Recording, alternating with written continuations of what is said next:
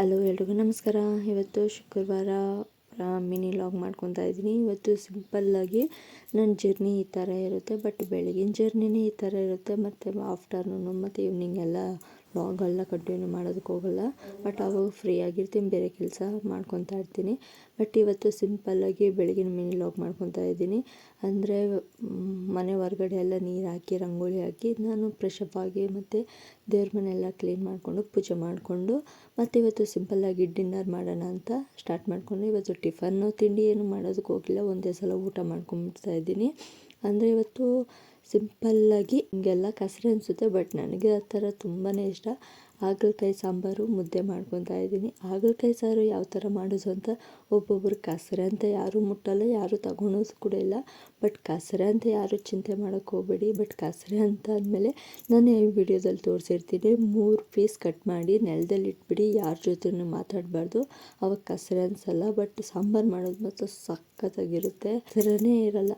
But ನೋಡಿ, ಕಡಲೆ ಕೂಡ ಒಂದು ಕಡೆಗೆ ಹಾಕ್ಕೊಂಡು ಸ್ವಲ್ಪ ಚೆನ್ನಾಗಿ ಬಿಸಿ ಮಾಡ್ಕೊಂಡಿದ್ದೀನಿ. ಅದೆಲ್ಲ ಒಂದು ಕುಕ್ಕರ್ಗೆ ಹಾಕ್ಕೊಂಡು ಮತ್ತು ಹಾಗಲಕಾಯಿ ಕಟ್ ಮಾಡಿದ್ವಲ್ಲ, ಹಾಗಲಕಾಯಿ ಹಾಕ್ಕೊಂಡು ಆಲೂಗಡ್ಡೆ, ಟೊಮಾಟೊ, ರುಚಿಗೆ ತಕ್ಕಷ್ಟು ಉಪ್ಪು ಹಾಕಿ ಗ್ಯಾಸ್ ಮೇಲೆ ಕೂಡ ಇಟ್ಟಿದ್ದಾಯಿತು. 1 ವಿಸಿಲ್ ಇಲ್ಲಾಂದರೆ 2 ವಿಸಿಲ್ ಅದು ಕೂಗಿಸ್ಕೋಬೋದು.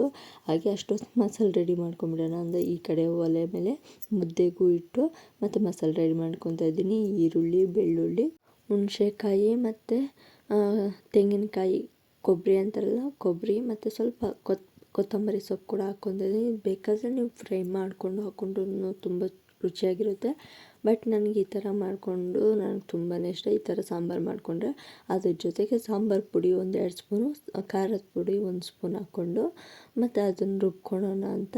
ಜೊತೆಗೆ ಇದು ಹಾಗಲಕಾಯಿದು ಎಲ್ಲ ಅಂದರೆ ಕಳ್ಳೆ ಎಲ್ಲ ಬೆಂದಿತ್ತಲ್ಲ, ಅದನ್ನೆಲ್ಲ ಸ್ವಲ್ಪ ಹಾಕ್ಕೊಂಡು ರುಬ್ಕೊಂಡ್ರೆ ಇನ್ನೂ ತುಂಬ ಚೆನ್ನಾಗಿರುತ್ತೆ. ಬಟ್ ಸಖತ್ತಾಗಿರುತ್ತೆ ಅದು ರುಬ್ಕೊಂಡ್ರೆ. ಬಟ್ ಕಸರೆ ಅನಿಸಲ್ಲ, ಅಷ್ಟು ಚೆನ್ನಾಗಿರುತ್ತೆ ಟೇಸ್ಟ್ ಮಾತ್ರ. ಮಸಾಲೆ ಅದಕ್ಕೆ ಹಾಕ್ಕೊಂಡು ಮತ್ತು ನುಣ್ಣಗೆ ತೆರೆಯಾಗಿ ರುಬ್ಕೊಂಡಿದ್ದೀನಿ. ನಿಮ್ಗೆ ತೆರೆಯಾಗಿ ಬೇಕಾದರೂ ರುಬ್ಕೋಬೋದು, ಹಂಗೆ ಬೇಕಾದರೂ ನುಣ್ಣಗೂ ರುಬ್ಕೋಬೋದು.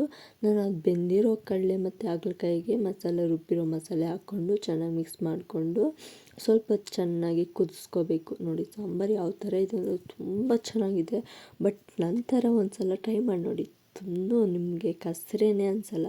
ಬಟ್ ನಿಮ್ಗೆ ಅದು ಕಸರೆ ಆಯಿತು ಅಂದರೆ ಸ್ವಲ್ಪ ಕಡಲೆ ಬೀಜ ಕೂಡ ಫ್ರೈ ಮಾಡಿಕೊಂಡು ಅದ್ರ ಮೇಲೆ ಪುಡಿ ಮಾಡ್ಕೊಂಡು ಹಾಕ್ಕೊಂಡ್ರೆ ಇನ್ನೂ ಸಖತ್ತಾಗಿರುತ್ತೆ. ಬಟ್ ನನಗೆ ಈ ಥರ ಮಾಡಿಕೊಂಡ್ರೆ ನಾನು ತುಂಬಾ ಇಷ್ಟಪಡ್ತೀನಿ. ಕುದೀತಿರುವ ಸಾಂಬಾರಿಗೆ ಮತ್ತು ಸ್ವಲ್ಪ ಒಗ್ಗರಣೆ ಹಾಕ್ಕೊಂಬಿಟ್ರೆ ಇನ್ನೂ ಸಖತ್ತಾಗಿರುತ್ತೆ. ಬಟ್ ಈ ಥರ ಒಂದು ಸಲ ಟ್ರೈ ಮಾಡಿ ನೋಡಿ. ನಾನು ವಾರದಲ್ಲಿ 2 ಸಲ ಆದರೂ ಈ ಥರ ಮಾಡ್ಕೊತಾ ಇರ್ತೀನಿ. ನನಗೆ ಹಾಗಲಕಾಯಿ ಅಂದರೆ ನನಗೆ ತುಂಬಾ ಇಷ್ಟ. ಹಾಗಲಕಾಯಿ ಸಾಂಬಾರಿಗೆ ಚಪಾತಿ ಮತ್ತು ಮುದ್ದೆ ಇದ್ದರೆ, ರೈಸ್ ಇದ್ರೆ ಇನ್ನೂ ಸಖತ್ತಾಗಿರುತ್ತೆ. ಯಾರೂ ತಿನ್ನೋದಿಲ್ಲ, ಬಟ್ ಒಬ್ಬೊಬ್ಬರು ಗೊತ್ತಿರುತ್ತೆ ಅದರಿಂದ ಎಷ್ಟೆಲ್ಲ ಬೆನಿಫಿಟ್ಸ್ ಇದೆ ಅಂತ.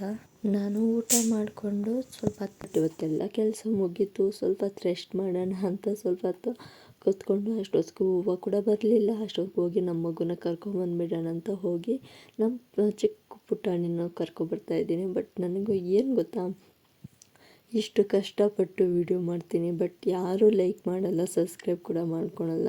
ನನಗದೊಂದು ಬೇಜಾರಷ್ಟೇ. ಬಟ್ ನೀವೆಲ್ಲ ನೋಡ್ತೀರಾ, ಇಲ್ಲ ಅಂತ ಹೇಳ್ತಲ್ಲ, ನೋಡೋರೆಲ್ಲ ಸಬ್ಸ್ಕ್ರೈಬ್ ಮಾಡ್ಕೊಳ್ಳಿ, ಲೈಕ್ ಮಾಡಿ, ಶೇರ್ ಮಾಡಿ. ಹಾಗೆ ನಿಮ್ಗೆ ಇಷ್ಟ ಆಗಿದ್ರೆ ಶೇರ್ ಮಾಡಿ, ಇಷ್ಟ ಆಗಲಿಲ್ಲ ಶೇರ್ ಮಾಡಬೇಡಿ.